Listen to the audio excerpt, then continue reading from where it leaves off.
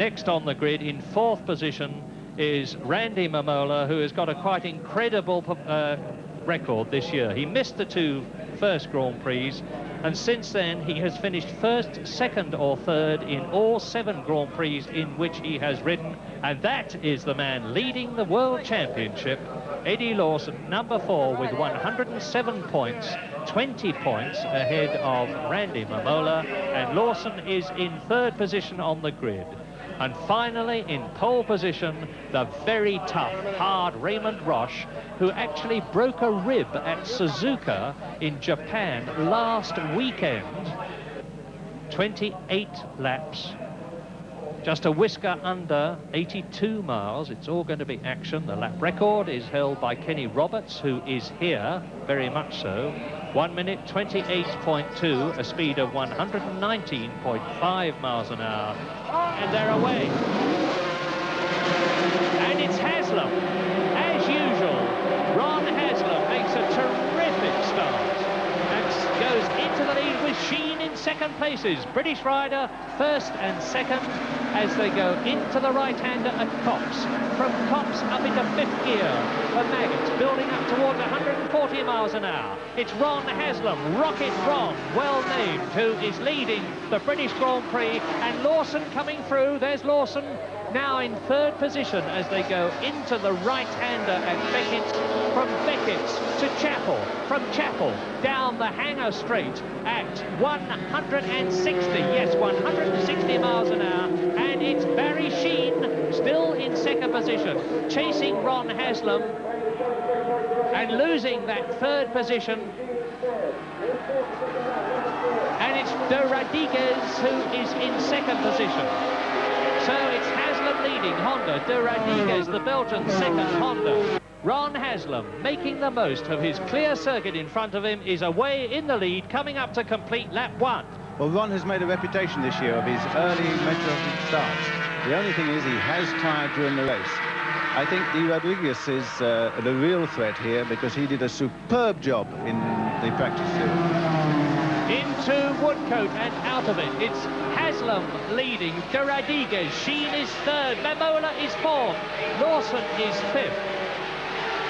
And you're looking at number 17, De Rodriguez, in on the Honda 3-cylinder with its works engine, chasing the full works Honda of Ron Haslam, the man who has been the Formula 3 World Champion, the Formula 1 World Champion, who has won the TT, and just about everything else in Britain is possible to win. Sheen is still 3rd. This is magnificent because Barry Sheen was not expecting to do well if the race was dry. Rod McElney, the British rider, just out of a faster cast, is in 9th position. And Barry last night had to change an engine because in the short period of practice which he did do, it seized a piston. And up into 3rd position now has come Randy Mamola, the American, on the 4-cylinder Honda. So it's Honda's 1st, 2nd and 3rd. It's Barry Sheen, number 7, in 4th position. Behind Barry Sheen, who is 4th, is number 4. And then behind it is Roche. Roche is ahead of Lawson. Roche, number 11. So the Hondas are packing the front, with Suzuki of Barry Sheen in 4th position, and the Yamaha of number 4 there, Eddie Lawson, on lap 2 in 6th position. And the one thing that Lawson didn't want was to get Roche in front of him, because he said that he could have won, in fact, the Dutch Grand Prix, but Roche being in front frightened the life out of him. And Barry Sheen, at his home circuit, Silverstone, in front of his home crowd, the British, is now holding on to Randy Mamola. Barry Sheen has got the 1983 Suzuki Works equipment. The power valve is missing off his engine, which reduces the ultimate performance, but pleases Barry in terms of power characteristics, and he's in 4th position, just behind Mamola. Randy Mamola, with his dramatic, exciting, distinctive riding style, the 24-year-old man from Santa Clara, California, who missed the first 2 rounds of the World Championship this year because he left Suzuki last year, and was not expected to be taking part in Grand Prix racing at all this year. Then dramatically he got a Honda to ride, and he did so well with Spencer having problems, both machine and personal, that Momola has been given a full works ride and is now on the 4-cylinder machine, and that is the bike that Spencer won on in Italy, in France and in Yugoslavia, the 4-cylinder Honda. But at the same time, it hasn't been reckoned as the most competitive one. And so they're trying to bring the development program forward by giving this to Momola. And as De Rodriguez and Haslam fight for the lead, so Momola and now De Rodriguez leads on lap 4.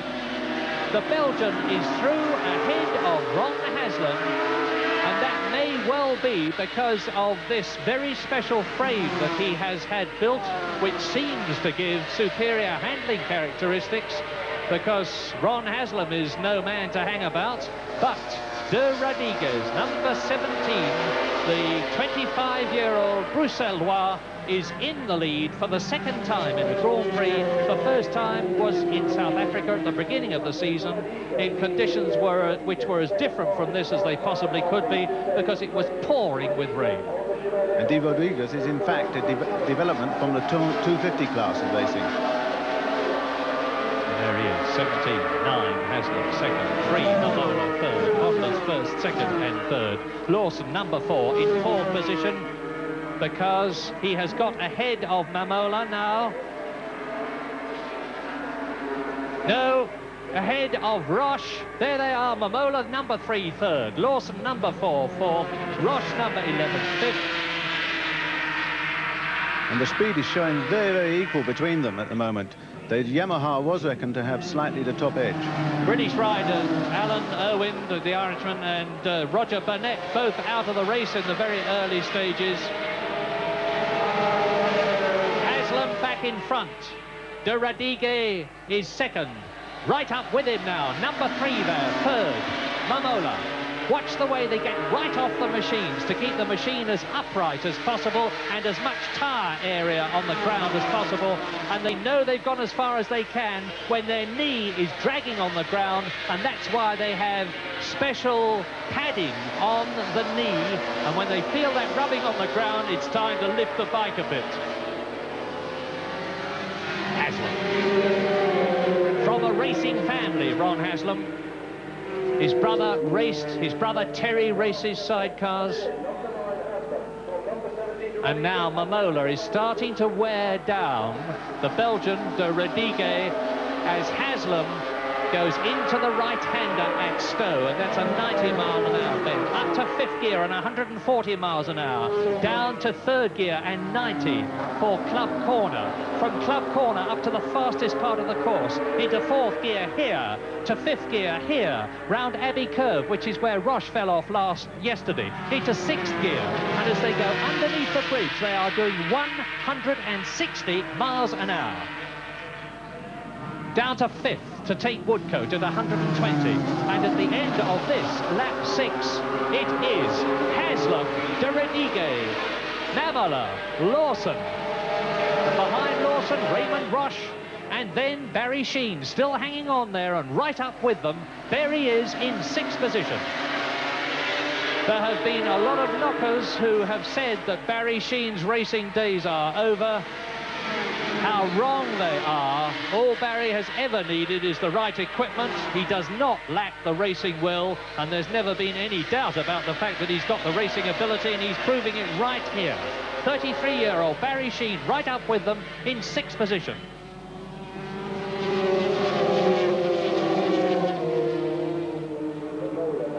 First, second, third, fourth, fifth, sixth, down the hanger straight. Out of the race has gone the Swiss rider Sergio Pellandini. No problem that I know of except machine. And out of the right-hander in the lead for the first time, Randy Momola. And now Lawson has seen that he's got to do something about it, because Momola is the one man in this race that can seriously challenge Eddie Lawson for the World Championship. Lawson is now in 3rd position on the V4 Yamaha. There he is, the quiet Californian, right with Ron Haslam, almost rubbing wheels. And you notice how he's actually been coming up on the inside of the corners and in fact trying to sort of close off the possibility of someone diving through and perhaps endangering him. Lawson's riding a very heady race. Technical point, most of the riders, the Honda riders, are on Michelin tyres. Lawson and Ferrari are on Dunlop cross-ply tyres, and the Yamaha's power characteristics and the Dunlop tyres are ideally suited to this Silverstone circuit. Kenny Roberts won on the Yamaha last year. Eddie Lawson finished in 4th position last year, and he's just having his first full season of Grand Prix racing, and now the race is, as expected, between Randy Mamola, number 3, the leader, Eddie Lawson, the World Championship leader, number 4, in 2nd place on lap 9 in this 28-lap race. And there's virtually nothing to do between the two relative to maximum speeds. And you see the entry into Stowe Corner there. Both machines are extremely stable and not using all the road just yet. So I think they've still got a little in hand. Ron Haslam still there in 3rd position. De Radigue is still in 4th position.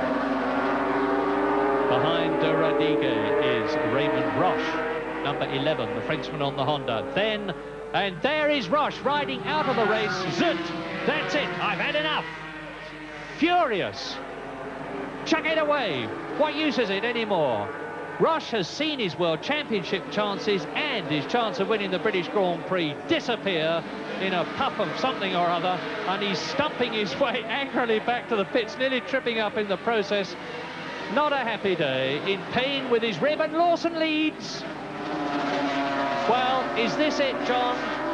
Well, he's certainly riding very well indeed, and of course he'll no doubt be much more relaxed now that Roche is out of the way, because the pair of those have had a few fair-in banging sessions in previous races. Yes, Raymond Roche is not above, when the circumstances call for it, removing his foot from the footrest and shoving the other bloke.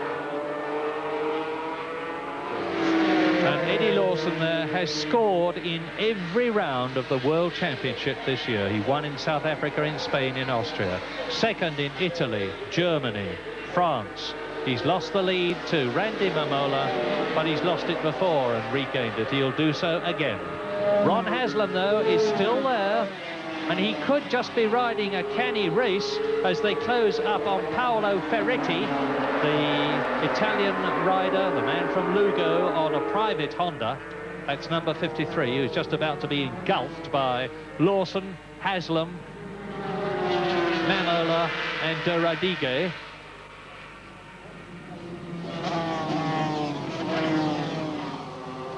If Lawson wins this race, he'll get 15 World Championship points to add to the 107 that he already has, to give him 122. And Mamola would get 12, which would give him 93. And with only 2 races to go, a possible 30 points for the top 2 places, it would mean that Eddie Lawson was virtually home and dry as world champion for the first time in his career. I think Mamola is trying very hard. You notice how he's using all the road on the way out. He's over the sort of concrete paving on the outside, whereas Lawson is still staying just inside the white line. And the race order on this, the 19th lap, is, you are looking at the leader, Eddie Lawson, chased by Randy Mamola. 3rd is Didier de Radiguez as Mamola challenges for the lead and takes it. He was just 4th able to pull out. Haslam, 5th is Gardner, 6th is Ferrari, 7th is Sheep. Yes, that time he was just able to pull out of the slipstream and get through. No one... Oh, something's come off him. That's, I fear, is one of the many hares that run about at Silverstone. They've been flushed out of the fields by I don't know what, but there have been several of them running about in the practice period, and I fear that that was one failing to make it across the course. I just hope he hasn't done any damage to the lower petrol tank, because the petrol tank on the 4-cylinder Honda there is actually slung underneath the engine. Yes.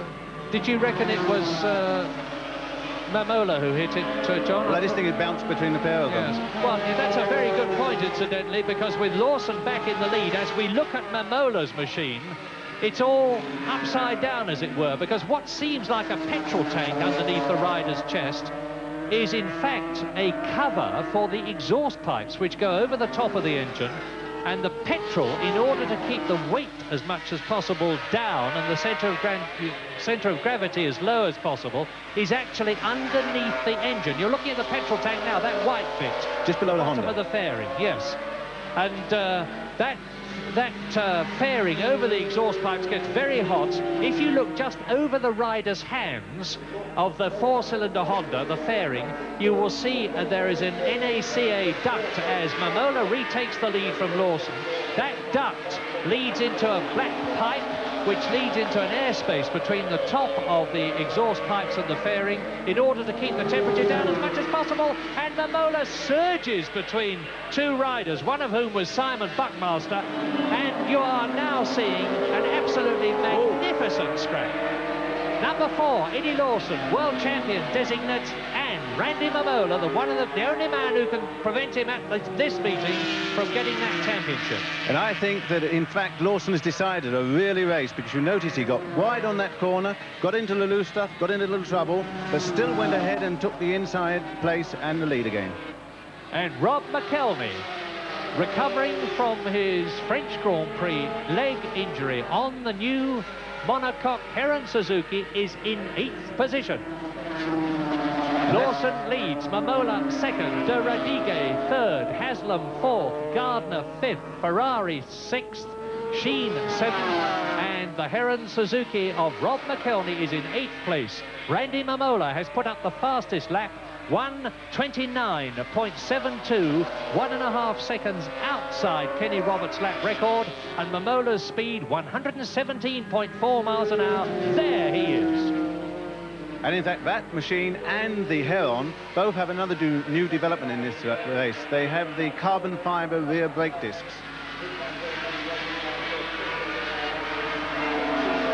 Breathtaking stuff. Lap 21.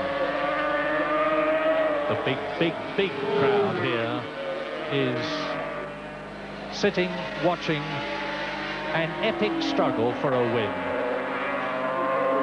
I was talking to Mamola before the race, and he said the big advantage of the radial tyre was that it performed the same on the last lap as the first lap.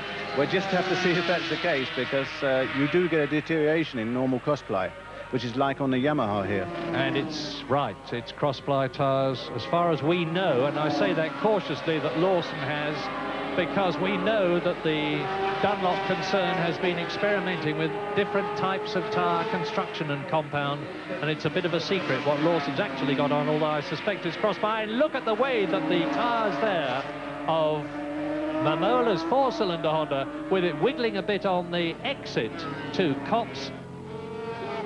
And Ron Haslam is in 3rd position. Ron Haslam has taken De Radigue. You'll see shortly the white helmet and the black leathers of Ron Haslam. There they go. That's Haslam on the 3-cylinder Honda in front of De Radigue, and he needs to stay there because Honda have got a wealth of talent to choose from for their factory team in 1985, and Raymond Roche won't have done himself very much good from that point of view by crashing out of the British Grand Prix. Mamola, who was one of the quietest and most withdrawn men in Grand Prix racing when he first started. Not surprising, because he was very young and inexperienced. Since then, as his confidence in world travel and Europe and race leadership has built up, he has become an extremely interesting and communicative man to talk to. Yes, well, of course, he wasn't going to start this year's Grand Prix race, and he missed the first 2 events. But here I think he's actually building up just a little cushion to give him a very secure position. He's certainly keeping the pressure on, and I'm not certain that Lawson isn't in some doubts as to quite whether to go the 101% necessary to pass him. Now, behind, although we're staying with this terrific scrap for the lead as they pass David Griffith on the Suzuki number 15. Behind the 7th place man, Wayne Gardner, who's got Barry Sheen 6th ahead of him. There's now a 4-man scrap for 8th place between Paul Lewis, and that is Paul Lewis's bike. Paul Lewis has overdone it and dropped it. And round now on the 26th lap with 2 to go at the end of it. Mamola, and he nearly had the back step away from him then, but such are the young American's reflexes, and he's really riding at about 11/10, John, if that were possible. That's for sure, but of course his dirt track experience really stands him in good stead there. He's able to sort of take those slides, and this is where the Americans score. Completing now lap 26. Mamola, and he's building up definitely a lead now, because it's 1.5 seconds lead over Eddie Lawson. That little wiggle in the machine shows that he's right on the ragged edge, and of course you remember, he doesn't really know this machine. It's his first race with it. So Lawson may be deciding to play it safe for second. Just look at the way Mamola is going. He has taken Franco Uncini, or the ex-world champion, the Italian who was hit by Wayne Gardner in last year's Dutch Grand Prix, Dutch TT, and Mamola now is on his last lap but won in 1980, and it looks as though he's going to win again. And he got by at a vital point there, because now he's got a cushion of those people who were lapping. He's been able to pull out a few more yards. Yes, my goodness, he's fighting that machine. And Lawson now is about to take Mick Grant, the oldest rider, 40-year-old Mick Grant, the oldest rider, double Grand Prix winner and multiple TT winner. And Lawson still hasn't got past the British veteran. There is Mick Grant, number 57. Lawson leans the Yamaha over on absolutely full whack and gets past Mick there, but I've little doubt that that's given Randy Mamola the opportunity marginally to increase his lead as he comes into Woodcote now to start his last lap. And the gap between Mamola and Lawson is 2 seconds now. Last lap, let's go round with the potential victor and second place man. There is the man who's going to be second, unless something happens to the leader, Randy Mamola, in the last 2.5 miles of the race, because with Lawson coming up to Maggots, then down into Beckett's, here is the race leader, 24-year-old Californian Randy Mamola, who won here in 1980, who's finished second in Spain, won in Holland, third in both Austria, Germany and France, second in Belgium, third in the World Championship, to add 15 points to the 81 that he already has. Into Stowe. There is no way, unless Mamola is blocked by these riders in front of him, that Lawson will catch him. And now, De Rodriguez is missing. Ferrari is up to 4th. Sheen is up into 5th. Wayne Gardner is back into 6th position. And Mamola's going through. Where is Lawson? There he is. And number 53, Paolo Ferretti, has been lapped for the 2nd time.